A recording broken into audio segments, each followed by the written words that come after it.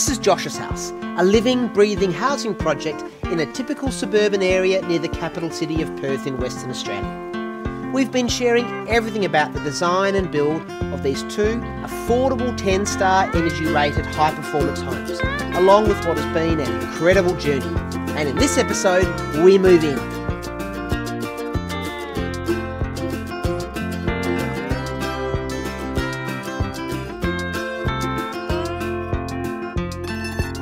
It's been a crazy couple of months finishing off this build, and I really have thrown absolutely everything that I've got into it. And you know what? I've loved every moment of it. But now it's done, now it's finished. It's really finally hit me that, you know what? Despite all the great stuff we've done, the most important thing is this is our family home. And after all these years renting other people's places and fixing them up, for me, Kelly, Ollie and Caitlin, this is our place. This is where we're going to live. As we all know, it's not easy packing up your life and moving on. And to be honest, we're really going to miss our old place. But we're even more excited about where we're going. This is my big job for tomorrow. Mind you, I don't know a single person in the world who likes packing and unpacking boxes. So we bit the bullet and hired in a few helpers. Best thing we ever did. Right, here we go. The packing's in full swing. We've got some special helpers today. Let's go find out how it's all going. Here we go. The place is looking very organised. Look at these superheroes. Woohoo! Thank God for you guys. 80 boxes. How does one small family accumulate so much stuff? Everything going okay? Going good, boy. Beautiful. The hide muscle. Love it. Last one, boys. All our stuff's coming. It's kind of strange, really, because the house has felt like this work project, and then all of a sudden our stuff's coming, so it's feeling very real life. I'm realising how dirty our furniture is.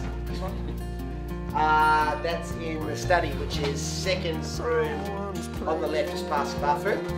Yeah, it's amazing when, I thought we kept a pretty clean house. This stuff's filthy. To be honest, I feel like I've been living here for the past 6 months, as most of my time has been spent at the block, following the construction, filming episodes of Josh's house, as well as segments for Gardening Australia, plus the real hands-on landscaping adventure. Now that everyone's gone, and it's just us, there's a really lovely sense of calm.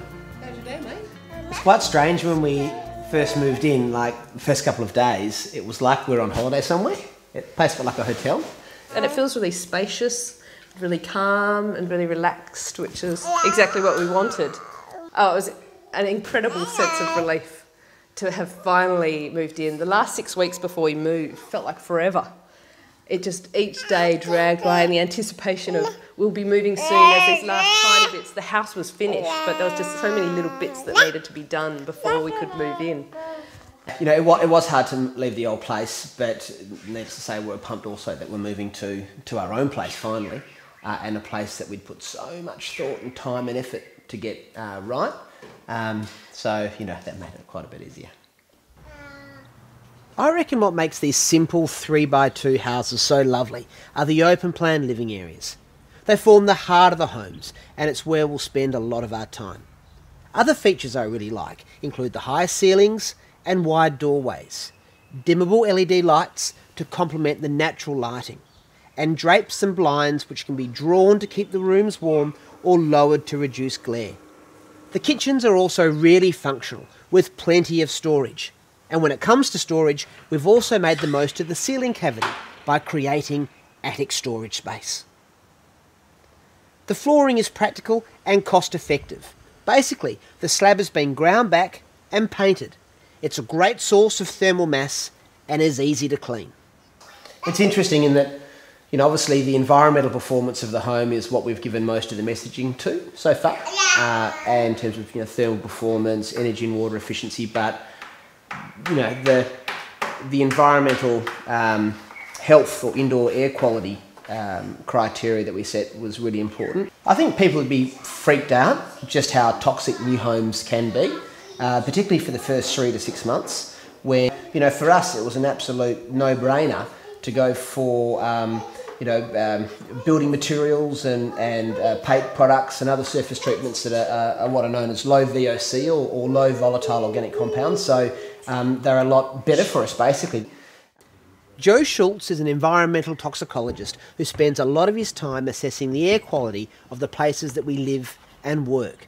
And I'm really keen to see how our place stacks up. I've got an instrument here that measures VOCs. It doesn't measure every type of chemical in your house, no, for of course. instance. Yep. But it is a good tool to use to see what the general levels are and see where you might have hot spots and that sort of thing. And clearly the higher the number, the bigger their issue potentially. Without getting a breakdown of what those gases are, it's showing that there's a lot going on in the house. Exactly. So what kind of numbers would you typically expect from a regular new house that hasn't been mindful of the types of paints and other treatments and materials inside the home? Oh, you can have orders of magnitude above what the levels we're getting here.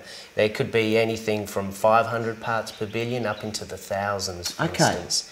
So, and how are we faring? So we're around 50 parts per billion at the moment. Yep. Outdoor air is about 20 parts per billion. Right. You always have to consider your outside environment. As your reference, I guess. As your reference, of course. So it's showing very low levels in here.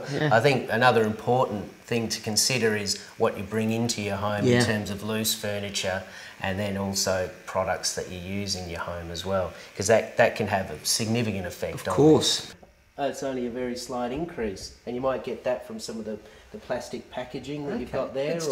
Yeah, I think it's a beautiful, open, breezy house. I like seeing recycled items that we know won't have any off-gassing in them anymore. It doesn't smell like a new home, and I think the most important instrument we've got for determining if chemicals are around is our own nose. If it smells fresh and clean and doesn't smell like fragrant chemicals, then I think your house is nice and clean and healthy, and I think this house is just that.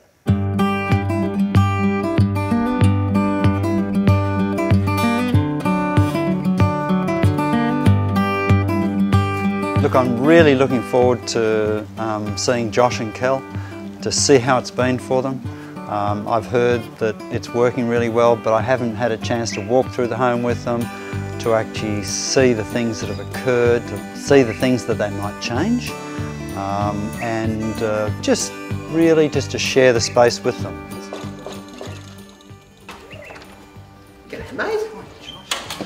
How are you doing? Good to see you. What problem? I don't drink. Oh, shame. Come on.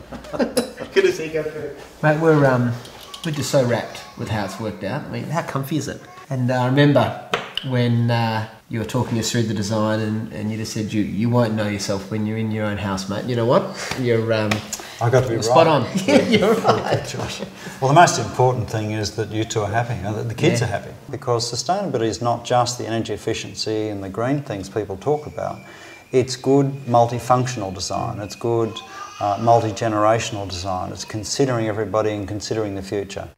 Look, the other thing I'm really glad we did was take your lead incorporating the universal access design principles. It's so important that we consider, we really have an ageing population. We have a lot of homes that people will not be able to live in the future without major modifications. All we need to do is just a small amount during the construction phase, or design and construction phase, so that we consider everybody, that we're not leaving anybody out. I think it also means that the house feels more spacious, even though our house is slightly smaller than the Australian average. Just having wider doorways and wider circulation areas, I think it does make the house feel more spacious than in Australia. We seem to really love our sense of space. So it achieves that without actually having to make each room metres wider. So can I ask you a question? Sure. How do you feel about how the project's gone? It's been great. It's been great working with the two of you. It's been great working with the builder. And what's also great is that we've involved the general public, and all the information is open to the public. So it means that we've created something for the future, for other people, not just for the two of you. And I think that's your generosity in that, which is fantastic.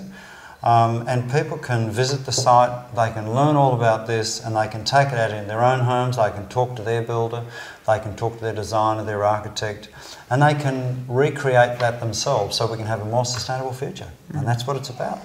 It is, and look, I think it's fair to say that we've done it. Yep. We schemed up the idea, we had the homes built, and we've moved in. Thank you. In the next episode of Josh's House, we throw our doors open to the public for the very first time during Sustainable House Day. What a ride! And don't forget about all the extra information available on our website, joshshouse.com.au.